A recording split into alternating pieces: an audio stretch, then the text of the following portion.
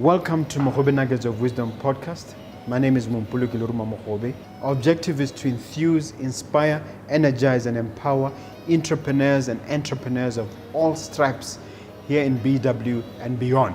We do so by inviting these entrepreneurs and entrepreneurs into our makeshift studio.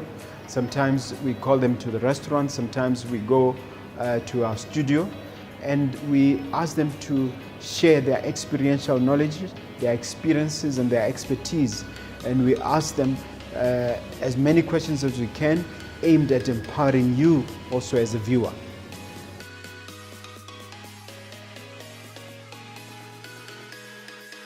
Hi guys, Mompulu Kiluruma Mogobe here. I'm super excited to bring you another episode of Mogobe Nuggets of Wisdom podcast. You know, I almost have goosebumps with this one, guys. I'm going to talk about social media expertise. I actually have a social media manager, and we're going to talk about the art. Some call it the science, but it's more of the art of social media management. She's not a first-time guest. Her name is Gofaone Modise. But before I go to her, please do me a service, a small favor, guys. It's nothing. Just strike that subscribe button. Just press that small button there. Welcome to the studio. Hello, I'm so glad to be back. Yes, this is good. It brings memories of what is it, a year and a half ago? Goodness, I know that it was during COVID times, and it was tough. But yeah. Just don't know who you are, and tell them what you do. First and foremost, thank you for calling me back. I was just looking at you during your intro, and I'm like, how long has he been doing this? Better than most professional. So who am I? I'm Gofaone Modise. I'm 25-year-old student and also social media manager, certified social media manager. Yes, and I've been doing it for 2 years now. I also dabble in emceeing. I'm really excited about that, and facilitating communications and conversations. And what is it about social media management that attracted you? Apart from the fact that I was broke and needed money. For me, more than anything, it was an opportunity for me to connect with people I typically would not have been able to. So I may not be able to physically get into the rooms that I want to get into. I might not have the funds to do so, but I know someone's Twitter handle. I know the CEO's LinkedIn profile. I can message them. And that fascination then led to me actually trying it out and realizing, oh, these are real people, and they love it when people ask them questions. John C. Maxwell says great leaders ask great questions. And so you realize that they want to be asked questions, they love being connected with.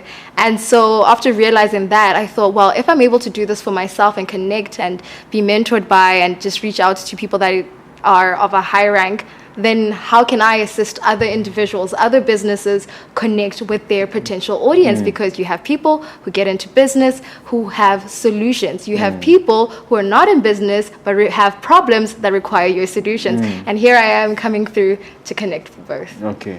You've been doing this for 2 years. Yes. What did you say is your biggest aha moment over this? The impact of it.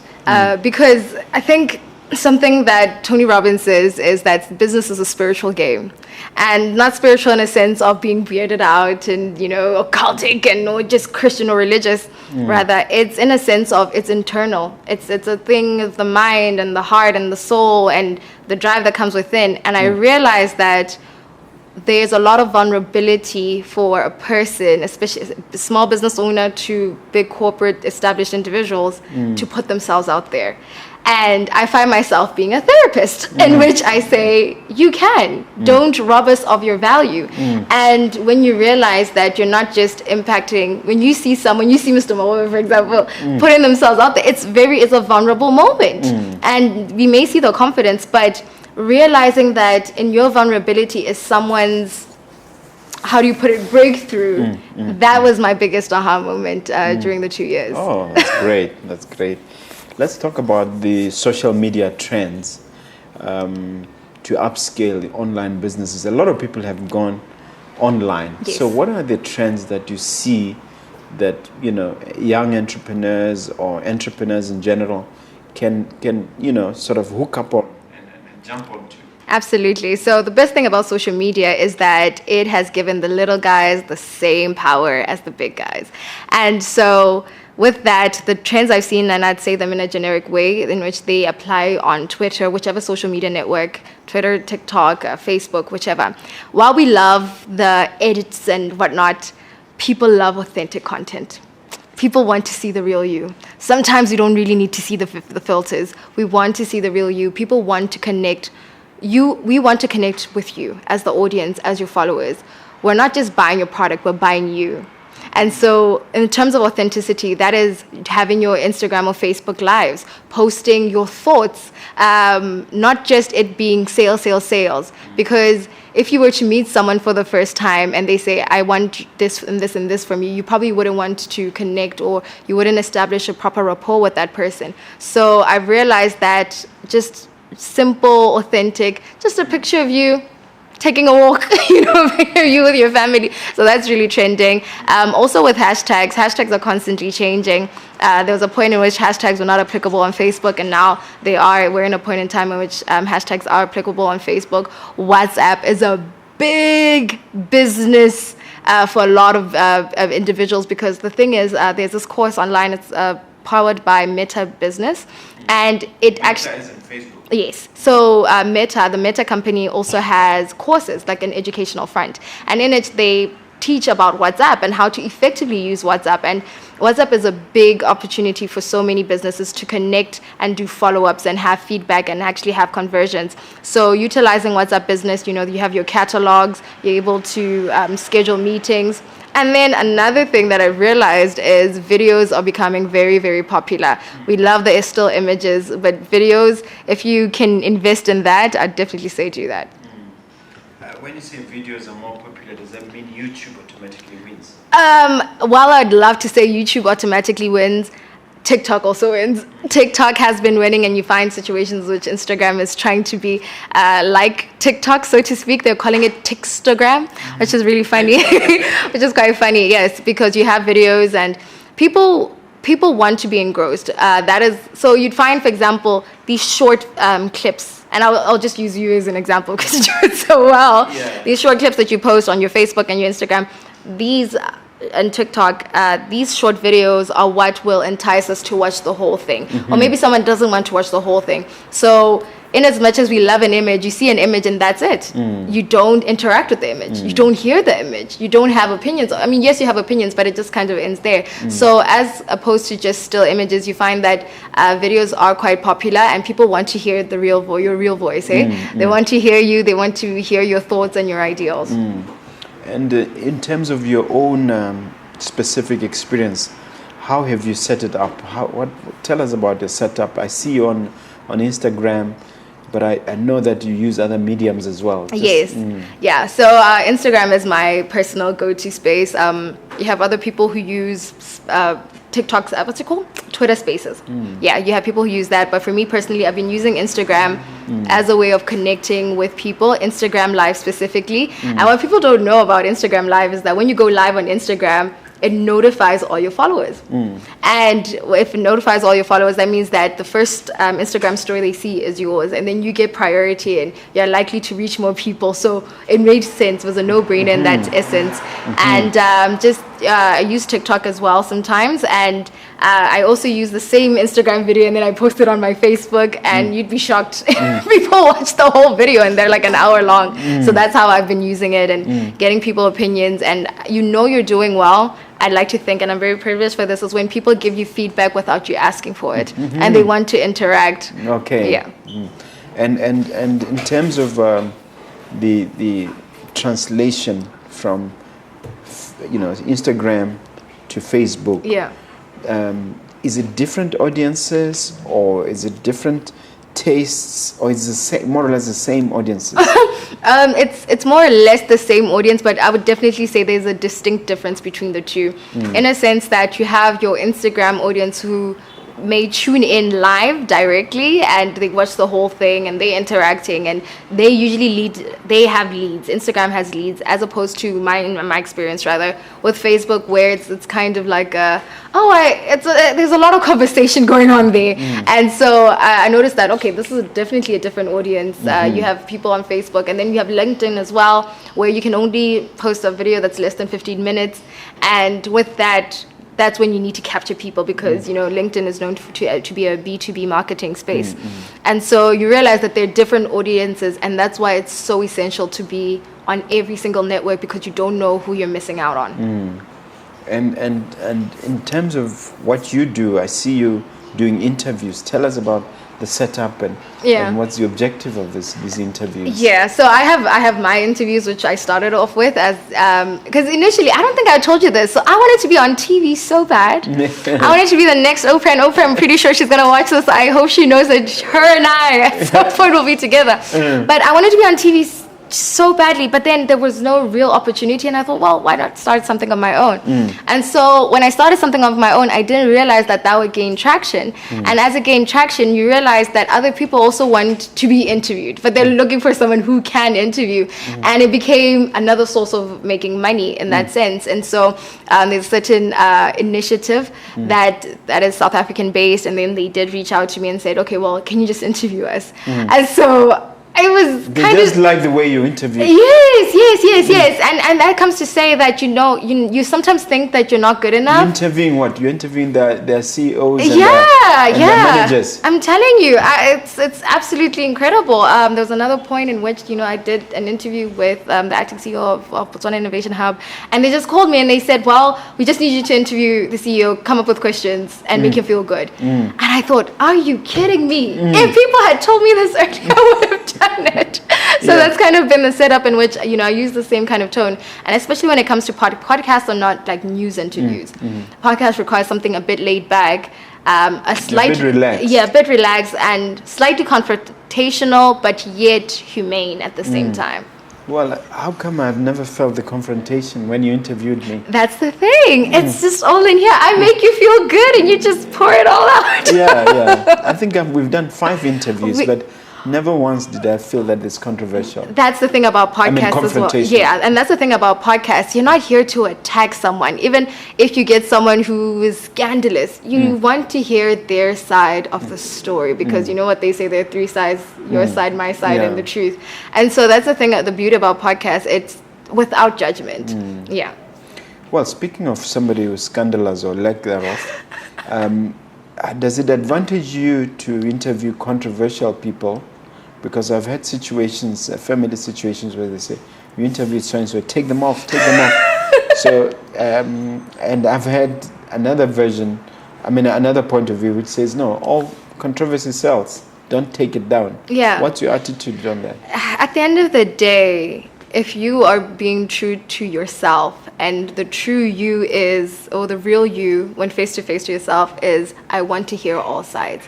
And if I can provide a platform in which this individual's voice can come out and people can make their own sound judgment, because at the end of the day, it's not a final judgment. People judge all the time.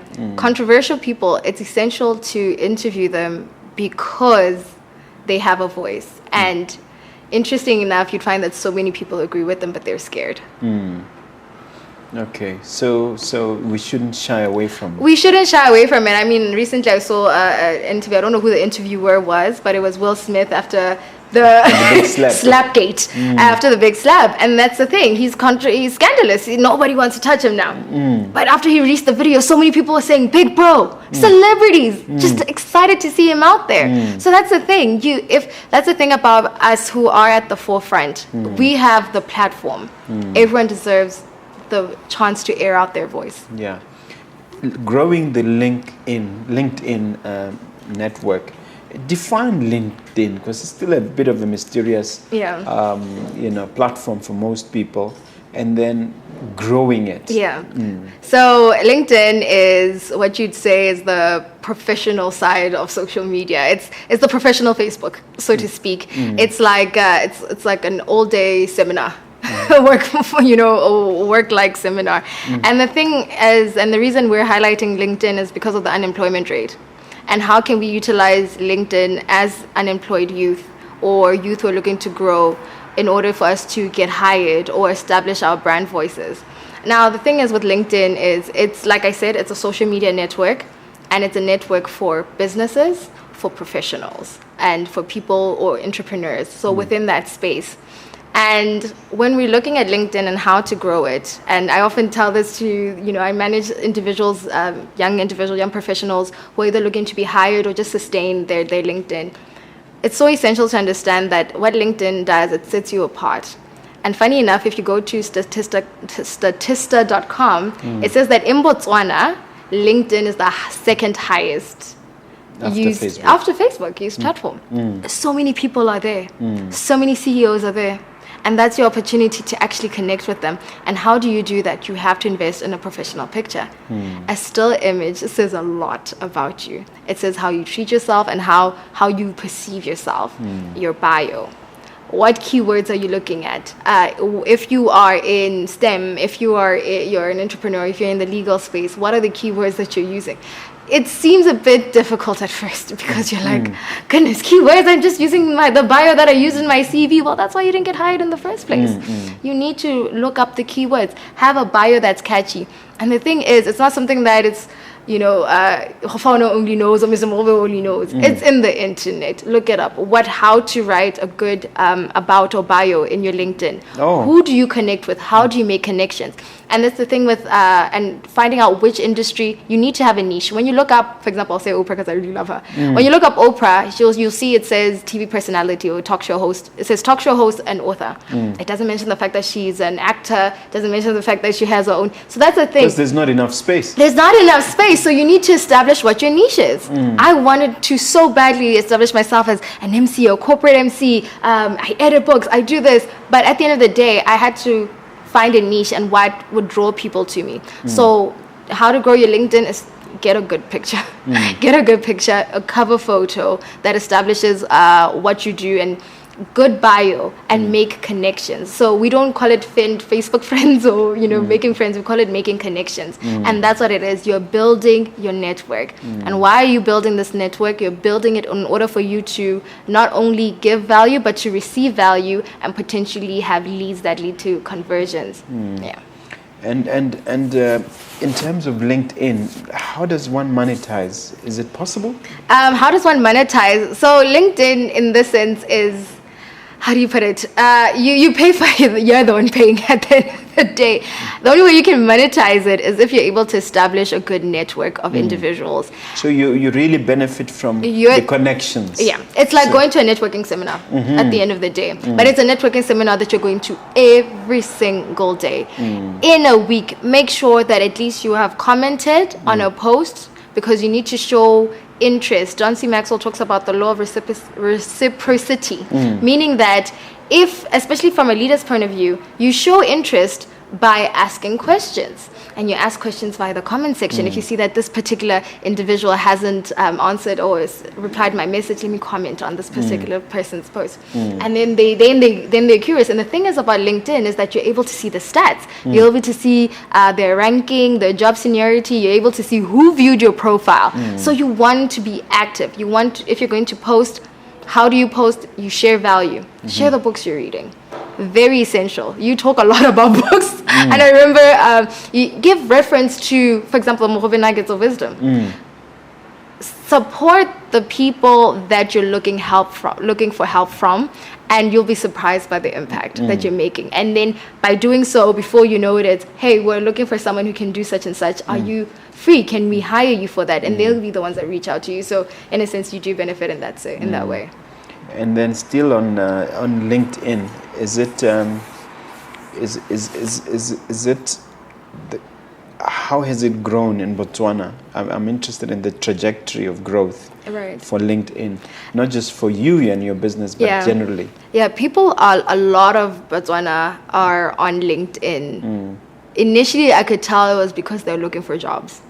They really, a lot of youth are on LinkedIn. A lot of 40 to 60-year-olds are on LinkedIn, and they take it seriously. You see a lot of professionals, you see a lot of big corporation, but not just the business itself, but the people, the owners, the managing partners. They're on LinkedIn, and not only do they, I think when you reach a certain stage in your life, I think you can attest to this, you want to give value.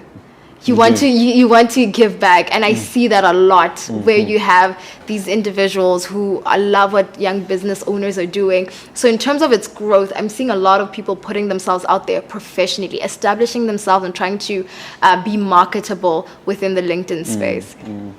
Developing an Instagram strategy. Yeah. You would know about this for business growth. So what's your advice to young entrepreneurs on that? Right. You need to understand that Instagram is constantly changing. It's exhausting. The algorithm. And the algorithm Who's changing these algorithms? Who's sitting there saying, oh, they're getting it now. Let me just, is there some fiendish guy, wicked guy I'm telling sitting you, there? it's so crazy. I would encourage people to follow. I think his name is Adam Missouri, something along those lines. And he's constantly telling us what changes are on LinkedIn. On Instagram. So Instagram is a constantly changing space. And because it's constantly changing, that means that you need to get the buy-in of people organically. Yes, you can boost your post, you can get the flyers, you can, get the pictures, but you need to believe in the content that you're putting out and be consistent with that. What define consistent? Daily? Not daily, but in the sense of if you say that I'm going to be posting 3 times a week, commit to that. Not only that, commit to commenting on as the business account, not just as the individual.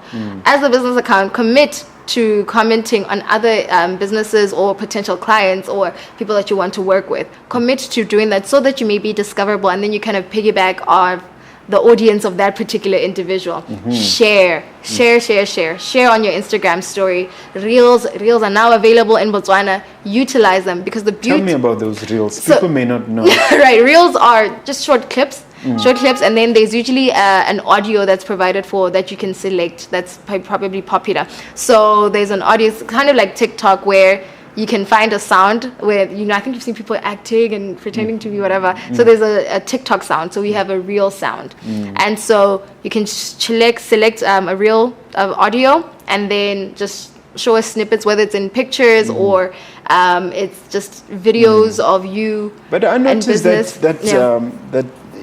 Instagram followers don't grow that much. I mean, even you, for somebody who's steeped in the business, still modest numbers. It's at Why the is it end, that you don't want vain metrics. You don't want vanity metrics, in the sense that you have a large number of followers, but you're not able to utilize them. Because I'm able to say that even with the 3,000 followers I have, I've benefited far more than someone who maybe has 40,000. Because you get the likes, and then what? I'm not hungry.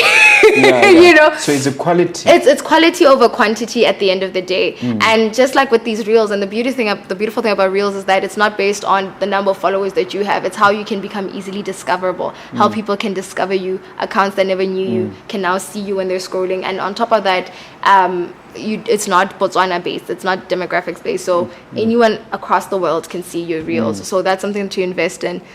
But like I said, consistency, commenting, and sharing other people's content as well. If you're on Instagram, you're a creator at the end of the day. Support other creators, see what they're doing, reply comments, share what they're doing. When you do that, you're building community, and when you build, you're creating such a fort that even if the algorithm changes and kind of sabotages your growth, you are sure that you have people that are supporting you, that like what you do, and they're bought into your vision. Yeah, but I want to talk about these algorithms, because they just make me, my blood. You're a numbers man, I would understand. Yeah. Tell me what, for you, for instance, what's the biggest change that really affected you? Negatively or positively with these algorithms? Yeah, so what they started doing is, so algorithms are basically a set of instructions, and that guide or really kind of set the tone in which a certain platform will operate. And so what you find is that a lot of creators, they had a problem with the Instagram algorithm because they were not reaching as many people as they used to. They would try hashtags, but they were not reaching the people. So now what were they doing? They were boosting their posts and they're promoting consistently. So the more you promote, the more you will spend, and the more Instagram will be happy. The Meta company will be happy, because they want you to spend. Exactly. So that's when it became a bit costly to me. And then I was like, but surely there must be a reason why the algorithm is constantly changing. And then I found out about the marketing director of Instagram. It looked like they were saying that they wanted people to have authentic connections. They want people to buy into you, the real you. and not have to find themselves in a position where, or not you finding yourself in a position where people are buying into, the dream that you're selling. So even you'd find that, for example, sometimes the dream and you are inseparable. That's another thing. And that's the frustration that I had until I realized, so what I started doing was I got connections from LinkedIn, and then I transferred them to my Instagram, meaning that I would connect with you on LinkedIn, I'd connect with you on Facebook, and I say, hey, let's hop over into Instagram. Yeah. Let's do that. And then, especially, with their lives or collaborations, partnerships, by doing that, that's when I was able to utilize, or rather exploit, I don't want to use that word, use that person's audience to become my followers as well, Okay. Let's talk about TikTok, because last time you were here, it wasn't such a big deal. Tell us about TikTok and what impact it's had. TikTok is such an interesting space because you find that celebrities are struggling with it. Real life American celebrities. I could see a real life American celebrity with like 4,000 views. And then you have the average person who's just having the time of their life saying something so ridiculous, Botswana. And that has 1.1 million views. And that is to say that TikTok is a space for creatives. And not just creatives, but a chance for you to put yourself out there, to become discoverable. These short videos, TikTok in essence is kind of like Netflix in a sense that it's just the shorter version. People just love scrolling and seeing what's going on. They love laughing. They love learning. And so that's why TikTok is a space to be in. It's a great space. Initially, it was just for Gen Z, but now you're seeing a lot of... I'm in there. You're in there. You see a lot of people, and they love it because I will tell you this, from a marketer, social media marketer's perspective, marketing to Gen Z, which constitute of a large portion of Botswana or just countries in general, is very difficult. Define Gen Z. Define these generations. What do we have? Well, we have Gen Z. I think they're from what age to what age? I know it's from 1997 till 2010. I think I'm not really sure. I don't want to be butchered. Inaccurate. There's Gen Z. Then millennials, and then what? Which is which? Yeah. So sometimes we intend to interchange the Gen Zs with the millennials, but Gen Zs are monetizing TikTok like crazy because they have such a huge following of young people, and you think young people don't have buying power, but you forget young people have parents, and young people can nag their parents, and their parents give them money, and then you end up benefiting at the end of the day. So don't miss out on TikTok. It's a huge platform. Do you have any pointers as to how we can make it more business friendly? I'm not talking just for Gen Zs, but for the likes of us, for instance. Yes. It's a bit of a selfish question. Yes. Don't make TikTok what it's not. In a sense that TikTok is not LinkedIn. And if, for example, you want to post short videos, let's say for, clips of you, show us not just, for example, you show us your Mogobe nuggets, those clips, and we absolutely love them. Then it's, what else can you show us? Show us a day in the life of Mr. Mogobe. Right. Taking those short clips, say, hey, come to work with me today. Things like that. It becomes more relatable. I want to see, what else is next? You can put in voiceovers. You don't have to wait for a radio station to call you to say, let's do a voiceover or whatever. In this essence, you can say, how do we make it business friendly? Be real, but package yourself well. So show us a day in the life of the manager, or the day in the life of Mogobe Inc., the day in the life of Inbound Media. Show us that, and I'm telling you, people are just going to eat from So it's almost like reality TV condensed. People love reality TV. We might say what we want to say, but people love the idea of reality TV, and if you can give us a glimpse of that, we've got so many of us. Now, what are the common social media mistakes that people make? I would definitely say it's having an inauthentic or dysfunctional brand. You need to establish your brand voice, know who you are.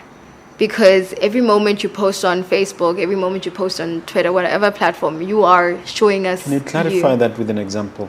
For example, if I come across, let's say I'll post on Facebook. I know my audience on Facebook. They're more calm, they're more lax, and so I don't have to be very formal and intense with them, but they know that I love the corporate space.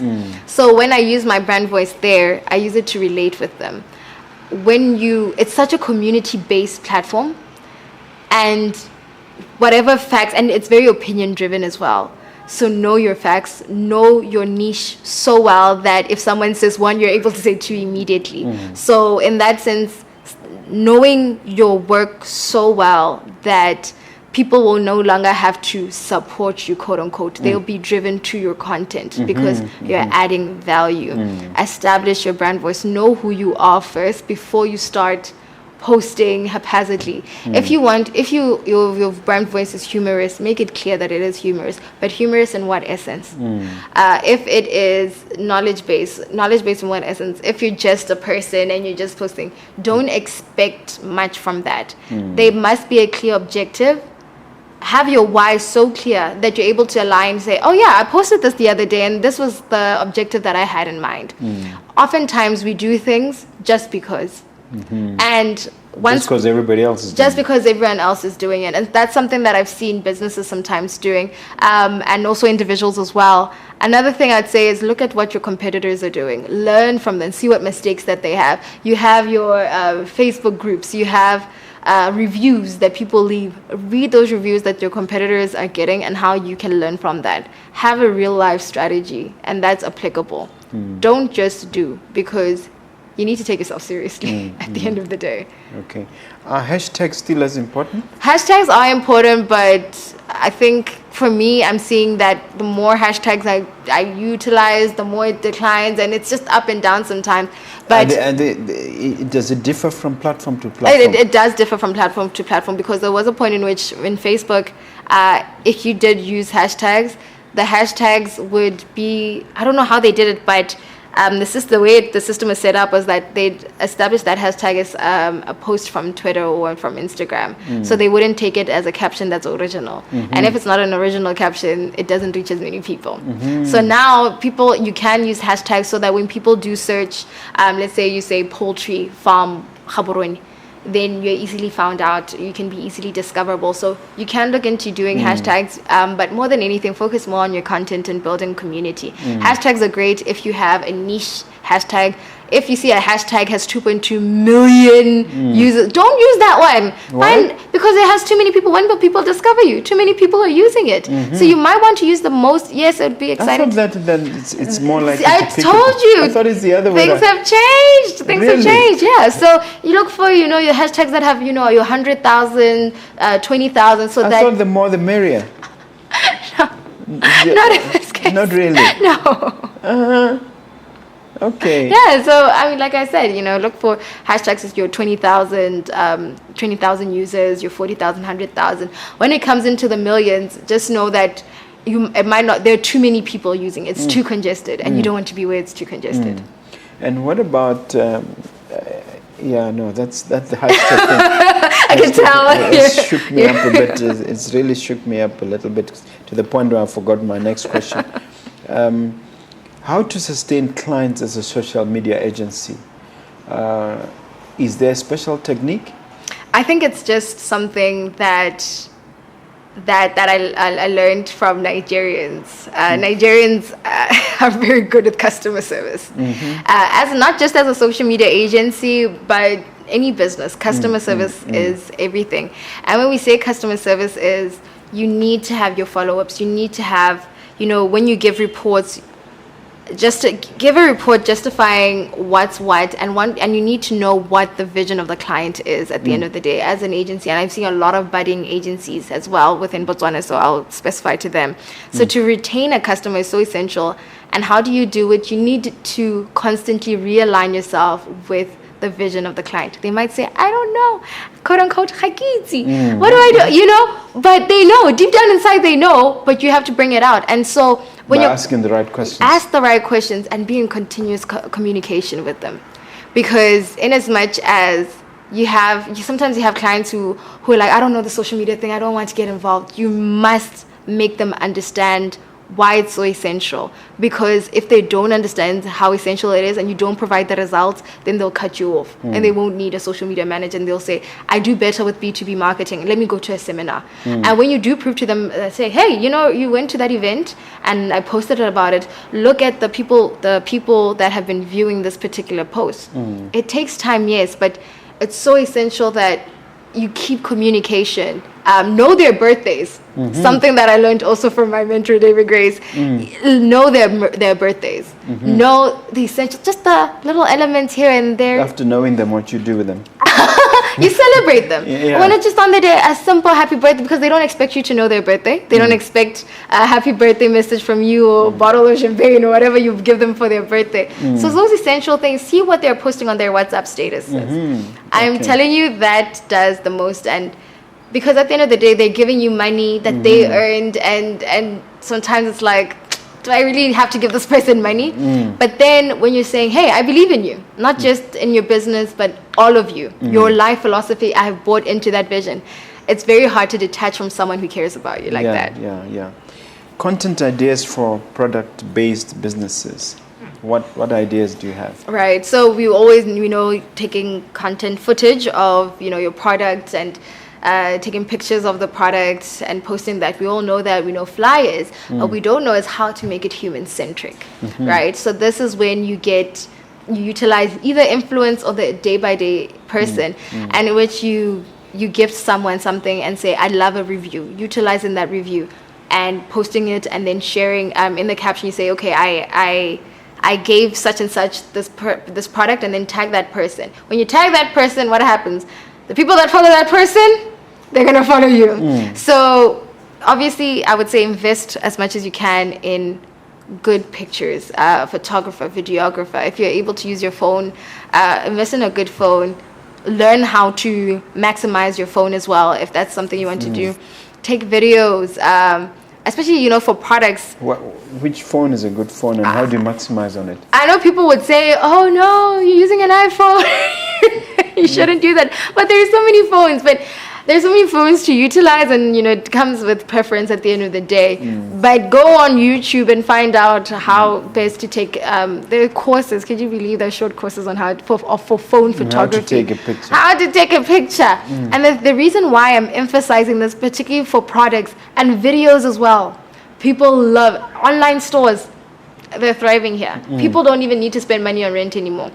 People, we want convenience at the end of the day. And I see these online clothing stores, people are selling jewelry, makeup, whatever it may be, or even utilizing their WhatsApps as well. Videos, we want to see videos, because with those videos, they show us that it's a real product. You're not yet to order, we're not going to be scammed as well. So I would definitely say that use that, and also get real people to wear your product, to use your product as well.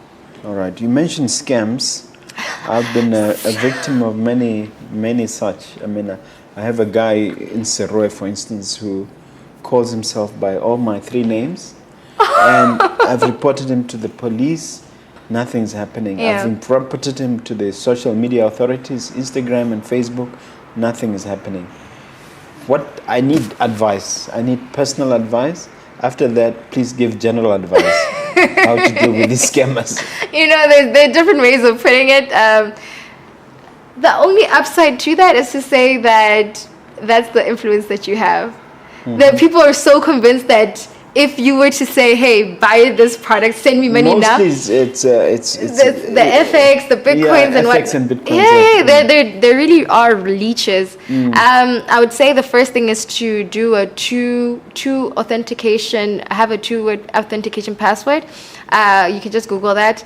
It's so essential to do that so that you don't get hacked, first of all. And then secondly, look into being verified.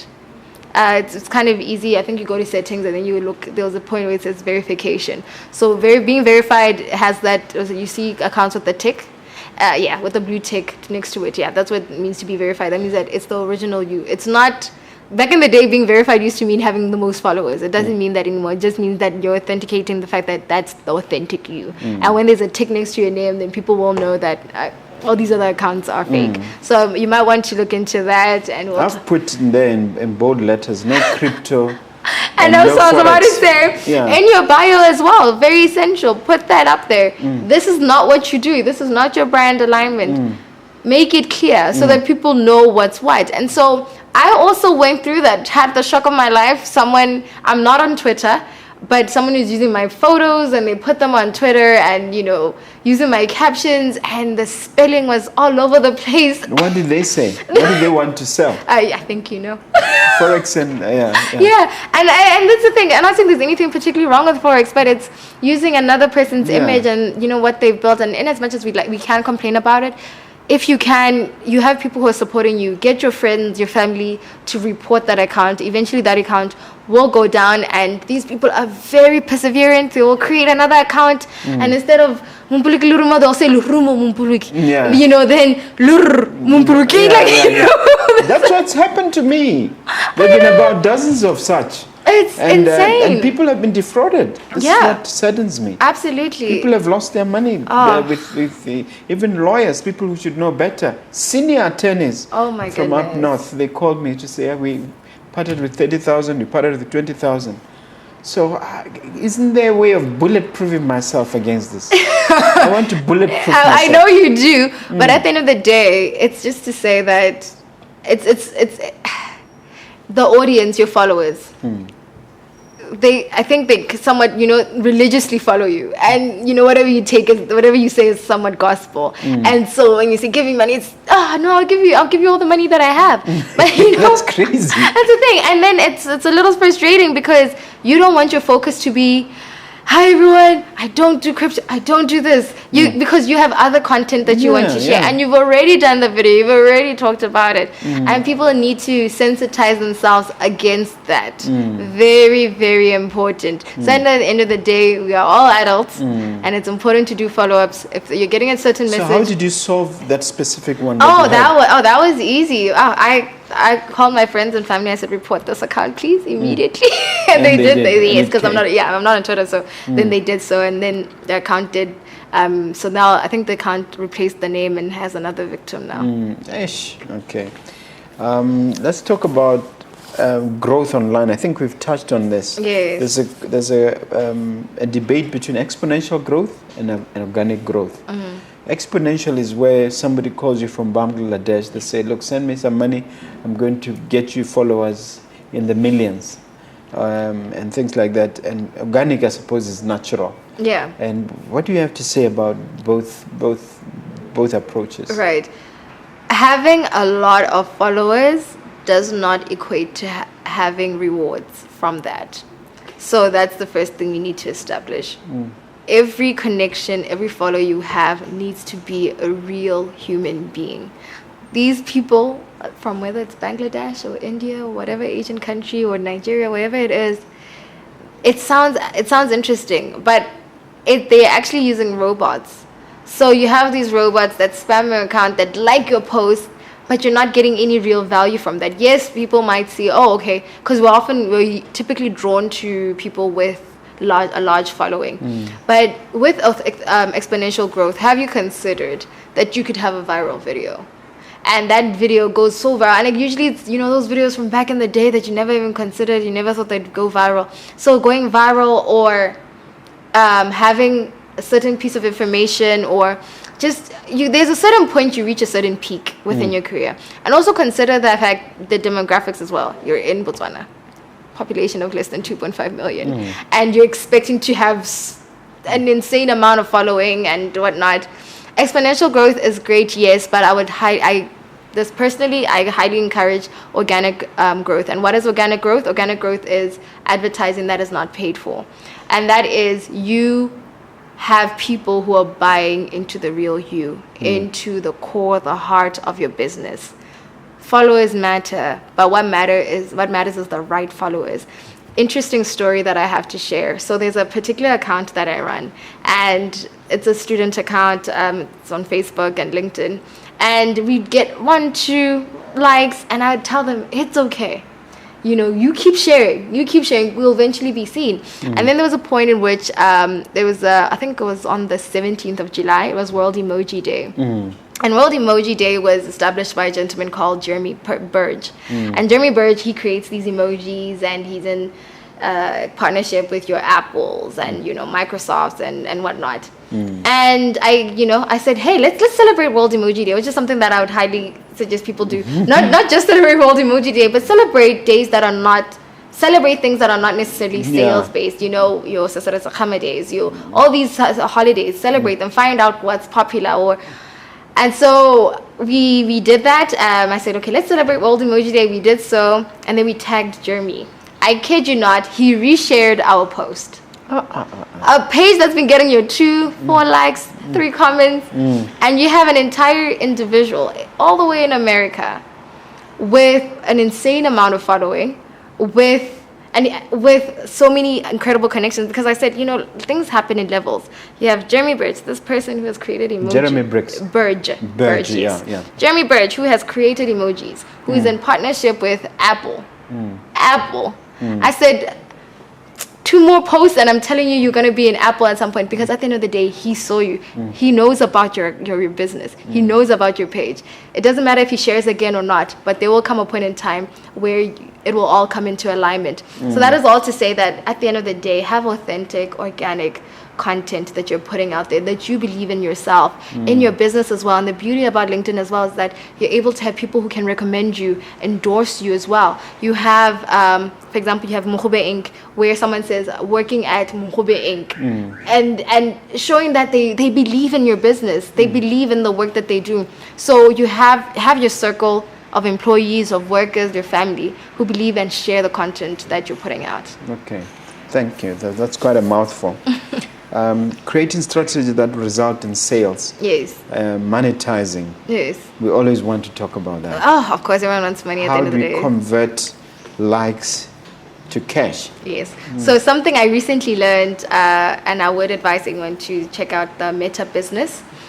So Meta Business also provides courses. That's the educational front of it, like I had said earlier, and which they were explaining what the difference is between an ad, a campaign, an ad level, boosting, promoting. I thought it was the same thing. I really did. But thank God for for all this knowledge. So how do we do that? So when you are about to boost a post, and this is specific to Facebook and Instagram, and then you also have LinkedIn. LinkedIn has campaigns, right? So that is to say that when you go through the settings, and this is a whole masterclass, to be honest with you, a lot of time to try and understand the metrics of how it works. Let's say you want to create a campaign. A campaign is a series of ads. These series of ads should lead to either 3 things: awareness, conversion, or leads. And you will see those options if you're using a tool called Ad Manager. I'm saying a lot of things, so people don't need to pause and try to figure out what's going on. Because you have a lot of people who are boosting. If you're going to boost your post, there needs to be an objective behind boosting the post. And that's something that the Meta Business company always emphasizes. What is your objective? Do you want people to just know about your business? And if you want them to just know about your business, what then? Do you want them to just like your post? Do you want leads? Leads in a sense of, leads are more in aligned with newsletters. If you want people to then message you on Messenger or lead them to WhatsApp, your WhatsApp business, and continue having conversation. Then you have conversions. This is mostly sales-based. You're able to select those options, and people don't know that. So when we say we're establishing a clear and solid ironclad plan on how to monetize, then you need to know these essentials, because if you're going to monetize something, you spend money to make money. Yes. If you're going to use an influencer, what metrics are you using to justify or scale their impact? Are you saying, because if you're going to use, just to talk about the influencers part quickly, if you're going to use an influencer, you're not just saying advertise for me. No, you're saying let people use your discount. We're going to give you a discount badge, and we're saying that when people use that discount badge, we're going to give you such and such a commission, because you have so many people that are exploited by influencers. And they're like, but okay, I see you had 200,000 people who saw a post, but Sales don't correlate with that. Yeah. Exactly. So you need to have, that's another strategy. So we have you having to understand the difference between an ad, a campaign, boosting and promoting. Why do you boost? Why do you promote? Understand these things. These are all available online. If you don't have time, make time or hire me. Hire you. I think it'd be easier to hire you. Yeah. So that's those are the two main strategies that I would definitely I would say Ironclad would definitely get you the money that you're looking for. Okay, and still on that, you're saying boosting is not what it seems to be. Yeah. Why? What was your discovery about boosting that made you say, wait a minute, this is not what I thought it was? Yeah. So the first time I had a client who just boosted, and I said, oh no, just promote. Boost, because we use them interchangeably, but what we don't realize is that there's a reason why it's called promotion. There's a reason why it's called boosting. So what it did was we had a lot of people discovered who discovered that particular page. They were inquiring, so they were just inquiring, but there was no real conversion. So that meant that we were reaching the wrong people.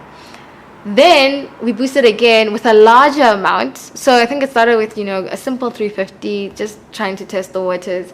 And then you go into your 1.5s because sometimes, the boosting's in dollars or rands.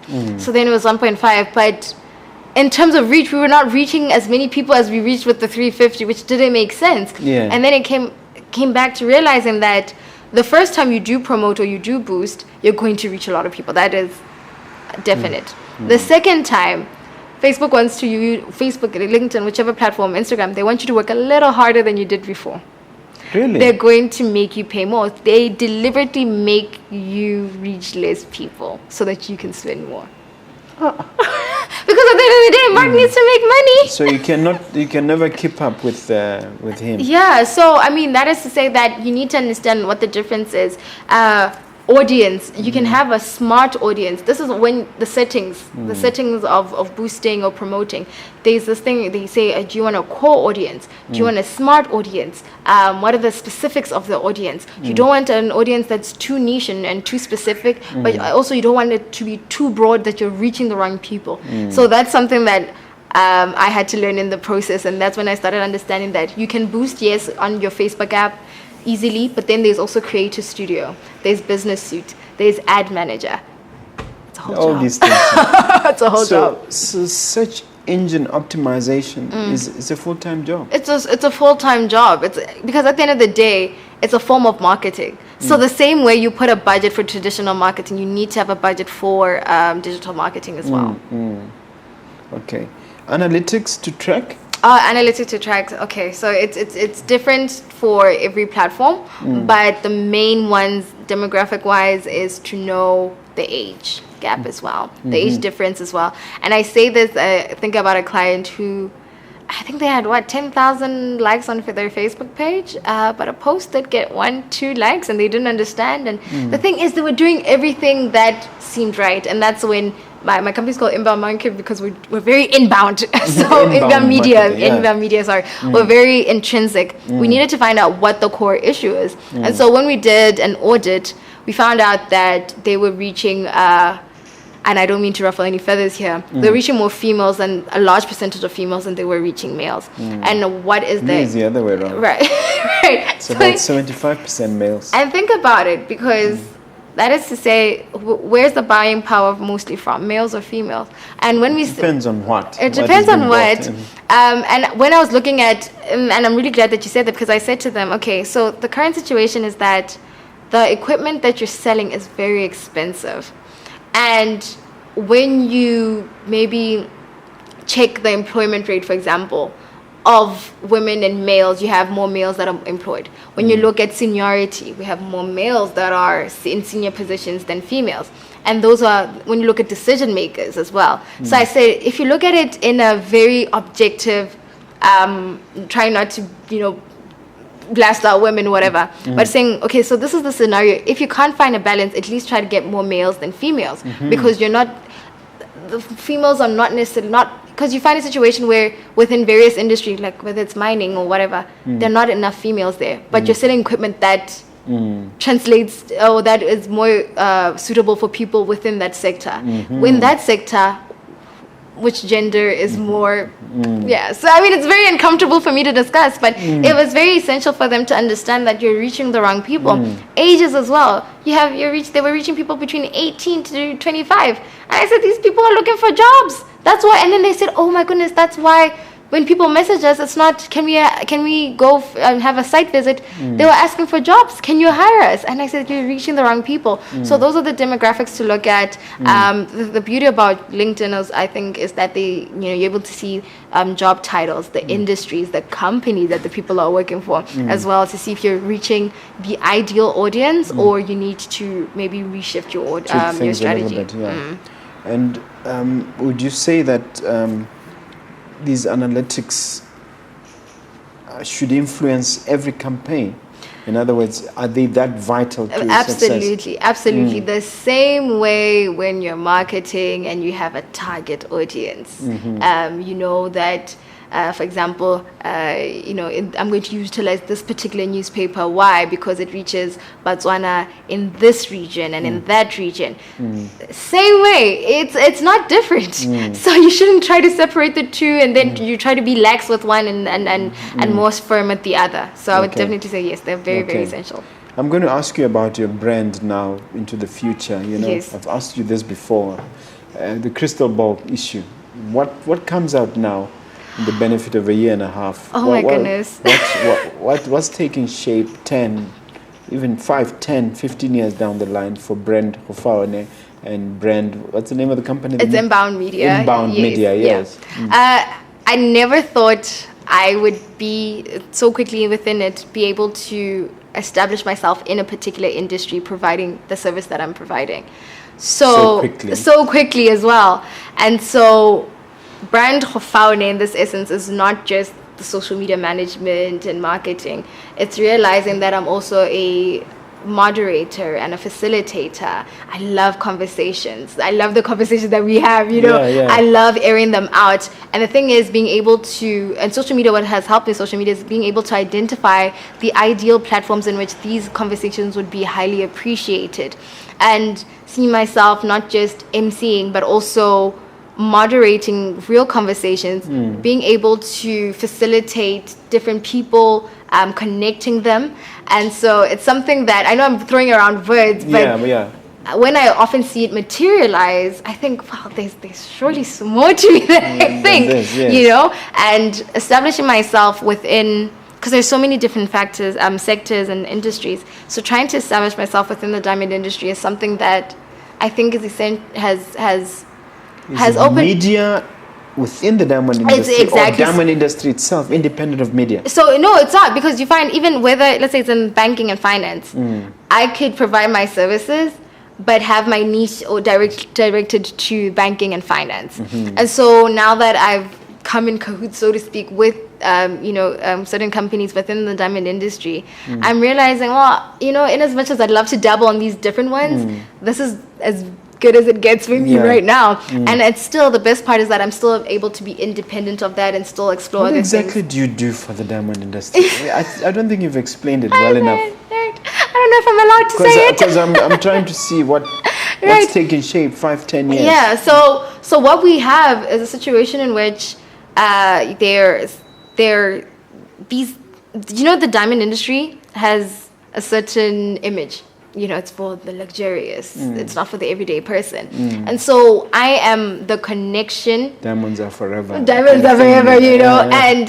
I'm the connecting factor, connecting person between the everyday person and the people that we never thought that we'd connecting with. Because you have these people who have these incredible stories, and they're like, listen, I'm a black person. I'm just like you. I look like you, but look where I am. But the thing is, they don't have the platforms to do that. And so I thought, well, if I'm able to provide a platform for you to share your story and connect with the everyday person, because at the end of the day, they want to create a path so that others can follow as well who are interested. And so I'm really trying to look how I can take shape into that, but it's molding beautifully, and I'm allowing myself the grace to really explore myself within this space. And you do it mostly through your interviews? Yeah, I do it mostly through my interviews. I was fortunate enough this year actually, where I had emceed for it's called Ben & Co. It's it's called a jewelry store. So they had opened a jewelry store in Midland Mall. And interesting, I didn't introduce myself as an MC. I was just managing the pages, and they said, "Oh, well, since you interview us and you know about us so well, why don't you come and MC?" And I thought, wow, look at me, So it really does put into shape. So the Gofaone, within 5 years, I definitely see myself as a facilitator, moderator, not just podcast caster, but like a connector of networks. Yeah. Do you see yourself training others and creating? I already do it. It's Tell crazy. us about that aspect. Crazy. Mentorship, etc. Yeah, I have a lot of people who do reach out, and they're looking for mentorship, and I tell them, well, I don't think I'm at that point yet, but I can guide you.